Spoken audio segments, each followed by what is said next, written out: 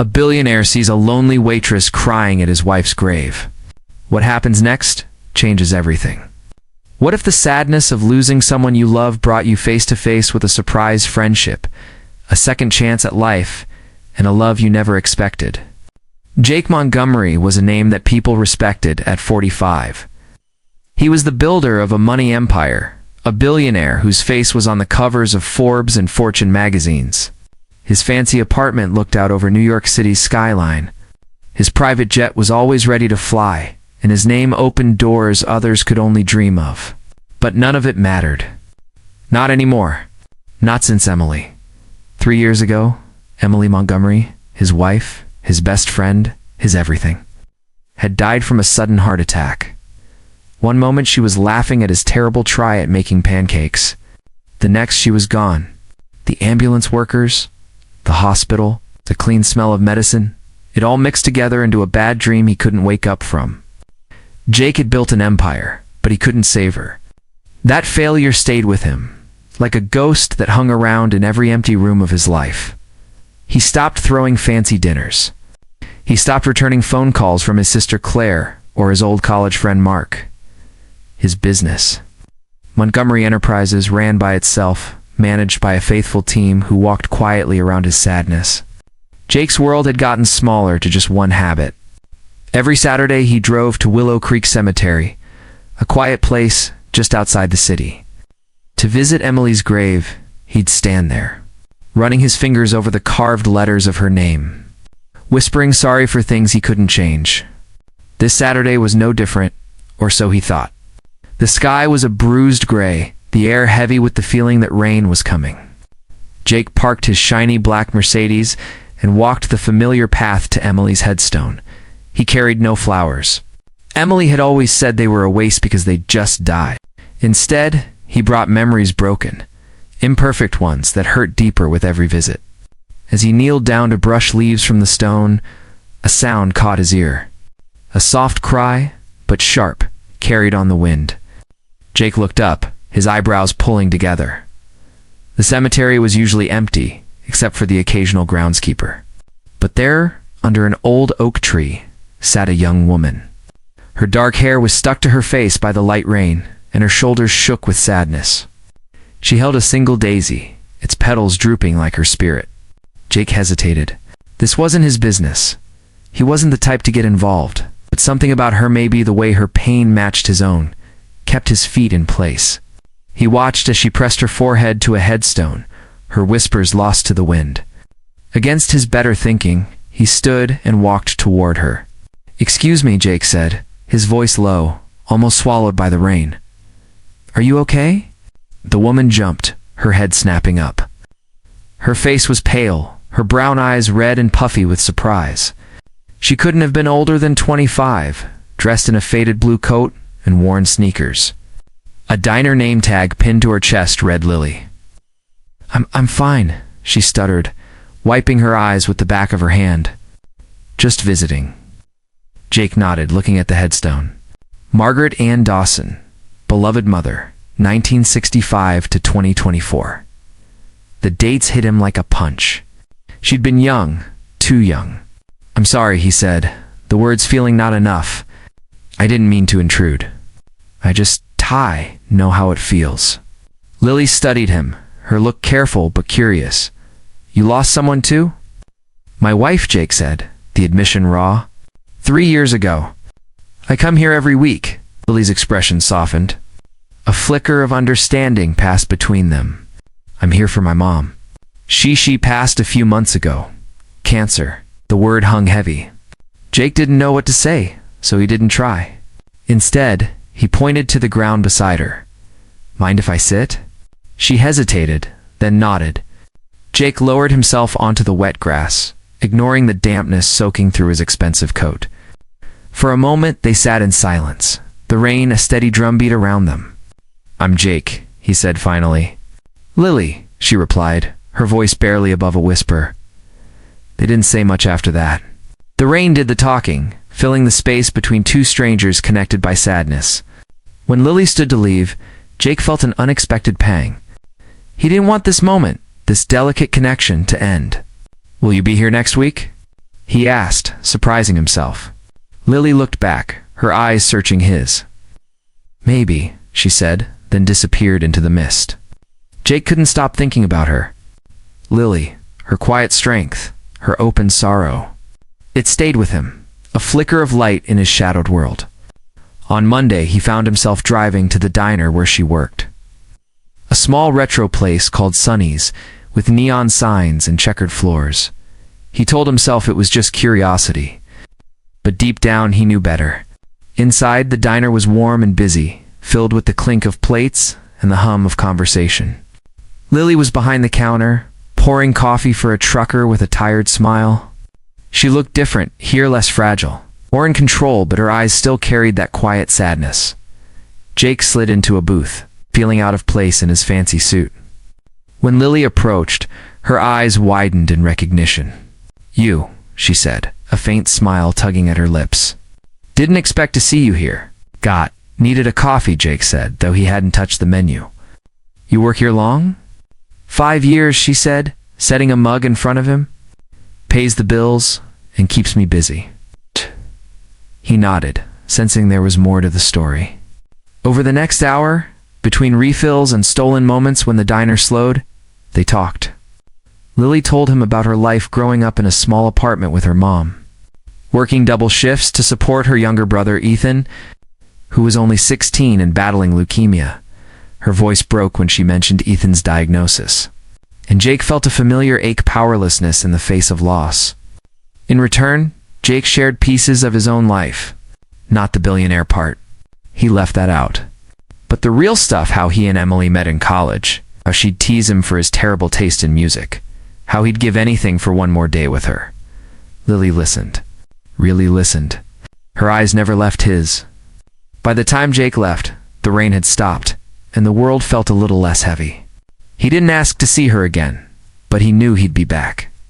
Over the next few weeks, Jake and Lily fell into a quiet routine. Every Saturday, they met at the cemetery, sitting by their loved ones' graves, sharing stories of the people they'd lost. Jake told Lily about Emily's love for painting, how she'd filled their home with colorful canvases. Lily spoke of her mom's gift for baking, how the smell of fresh cookies still brought tears to her eyes. Their conversations grew deeper, more personal. Jake admitted how he'd thrown himself into work after Emily's death, trying to run away from the guilt. Lily confessed that she'd pushed her mom away during her illness, overwhelmed by fear and responsibility. Each revelation was a brick removed from the walls they'd built around their hearts. One day, as they sat under the oak tree, Lily turned to Jake, her expression serious. "Do you think it ever stops hurting?" Jake thought for a moment, his gaze on Emily's headstone. "I don't think it does, but maybe it gets easier to carry." Lily nodded, her eyes glistening. "I want to believe that." Their bond wasn't romantic, not yet. It was something pure, a shared understanding that neither had expected to find. Jake started visiting the diner more often, not just for coffee, but for Lily's company. He'd sit in his usual booth, watching her move with quiet grace, and wonder how someone so young carried so much. One Saturday, as the leaves began to turn gold, Jake arrived at the cemetery to find Lily already there, her face pale and drawn. She wasn't crying, but her hands shook as she clutched a letter. "Everything okay?" Jake asked, sitting beside her. Lily shook her head, her voice barely audible. "Ethan's getting worse. The doctors, they say he might not make it to Christmas." Jake's chest tightened. He'd never met Ethan, but Lily's love for her brother was a living thing, woven into every story she told. "I'm so sorry, Lily." She looked at him, her eyes searching. "I keep thinking if I'd been there for Mom really, there maybe I'd know how to help him. But I was so scared, Jake. I pushed her away when she needed me." The words hit Jake like a mirror. He thought of Emily, of the nights he'd stayed late at the office, the arguments they'd left unresolved. "I know that guilt," he said quietly. "Emily and I, we weren't perfect. Toward the end, we were drifting. I was always working, always distracted. I thought we'd have time to fix it. Then she was gone." Lily reached for his hand, her touch hesitant but warm. "You loved her. That's what matters." Jake looked at her, his throat tight. You loved your mom too. Don't let the mistakes define you. For the first time, they held on to each other, not as lovers, but as two people clinging to hope in a storm of grief. In that moment, Jake made a decision. He had the means to help, money, resources, connections. He'd been running from his wealth, ashamed of its uselessness in saving Emily. But maybe it could save someone else. The next week, Jake met with his lawyers and set up the Emily Montgomery Foundation, a charity dedicated to supporting families facing terminal illness. He poured millions into it, funding medical bills, counseling, and research. He didn't tell Lily at first. He wanted it to be real, not a gesture to impress her. When he finally shared the news, they were at the diner, the late-night crowd thinning out. Lily stared at him, her coffee pot frozen mid-pour. "You did this for Emily?" "For her," Jake said, "and for people like you and Ethan. I can't change the past, but maybe I can make a difference now." Lily's eyes filled with tears, but she smiled, a real, unguarded smile that made Jake's heart skip. "You're a good man, Jake Montgomery." He laughed, the sound rusty. "I'm trying to be." Inspired by Jake's actions, Lily started a grief support group at the local community center. She called it Healing Hearts, a place where people could share their stories without judgment. Jake attended the first meeting, sitting in a folding chair among strangers, listening to their pain. It was raw, messy, and strangely healing. Their lives were intertwining, not just in grief, but in purpose. Jake found himself smiling more, sleeping better. Lily's laughter became a sound he craved, her strength a beacon he followed. But neither spoke of the shift in their feelings, afraid to name something so fragile. Months passed, and Ethan's condition worsened. Lily spent every spare moment at the hospital, her hope fraying. Jake did what he could, paying for experimental treatments, calling in favors, but he knew money couldn't buy miracles. Then one day everything changed. Lily burst into the diner, her face alight with disbelief. "You won't believe it. Ethan's tests, they're clear. His cancer, it's in remission. The doctors don't understand it, but he's going to live." Jake stared, stunned. That's incredible." Lily laughed, a sound so full of life it filled the diner. "I know it sounds crazy, but I think it's because of you. Your kindness, your support, gave me strength. And somehow it reached Ethan. I know it did." Jake shook his head, humbled. "I didn't do anything. This is Ethan's fight and yours." But Lily wouldn't hear it. She threw her arms around him, her hug fierce and unapologetic. For the first time, Jake felt the weight of his grief lift, replaced by something new, something warm, something hopeful, something alive. That night, as they sat in the diner's parking lot, Lily looked at Jake with a mix of fear and determination. "I've been thinking about going back to school for social work. I want to help people like you do, but I'm scared I'm too late."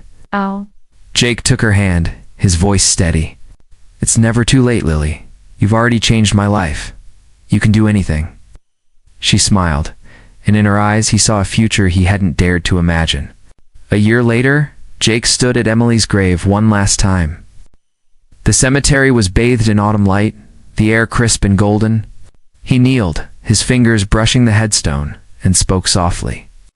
"Thank you, Emily," he said, "for loving me, for teaching me how to live. I'll always love you, but I think I'm ready to let you go." He stood and turned to see Lily waiting by the oak tree, her hair catching the sunlight. She was enrolled in college now, her grief support group thriving. Ethan was healthy, his laughter a constant in her life. And Jake was no longer the hollow man he'd been. He walked to Lily, his hand outstretched. She took it, her smile radiant. Together they walked away from the graves, away from the past, toward a future they'd built from pain, love, and second chances. As the sun set over Willow Creek Cemetery, Jake felt a quiet certainty. He and Lily weren't just healing, they were home.